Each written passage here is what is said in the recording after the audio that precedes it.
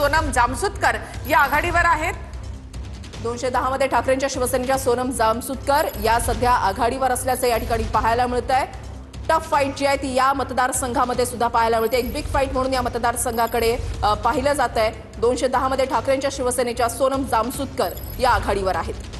मुंबईमध्ये भाजप 93, शिवसेना 29 जागांवर तर मनसे 9 आणि 61 जागांवर आहेत उद्धव ठाकरे। मुंबई प्रभाग 167 मध्ये काँग्रेसचे समन आझमी हे विजयी झालेले आहेत।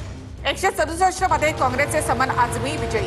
पुन्हा एकदा आकडेवारीवर आपण नजर टाकणार आहोत। या ठिकाणी जर आपण पाहिलं तर मुंबईमध्ये भाजप आणि शिंदेची शिवसेना 122 चा आकडा, त्याच्यानंतर ठाकरेंची शिवसेना मनसे आणि शरद पवारांची राष्ट्रवादी 70 पर्यंत पोहोचलेली आहे। काँग्रेस आणि वंचित 13 जागांवर या ठिकाणी आघाडीवर असल्याचं या ठिकाणी पाहायला मिळतंय। अजित पवारांच्या राष्ट्रवादीला कमाल या ठिकाणी करता आलेली नाहीये। त्याच्यानंतर मुंबईमधील प्रभाग क्रमांक 35 मध्ये भाजपचे योगेश वर्मा हे सध्या आघाडीवर असल्याचं या ठिकाणी पाहायला मिळतंय।